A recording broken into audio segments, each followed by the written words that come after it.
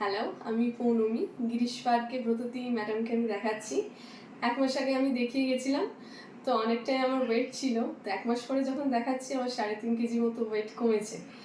তো আমার মেন কারণ হচ্ছিল যে আমি যাতে কোনো স্ট্রিক্টভাবে কোনো আদার্স সাপ্লিমেন্ট বা সিডস আদার্স ডায়েটিশিয়ানরা যেমন দেন সেইভাবে যাতে মেনটেন না করতে হয়, কারণ আমি খুবই ফুডি, আমি রুটি ভাত কিছুই ছাড়তে পারবো না।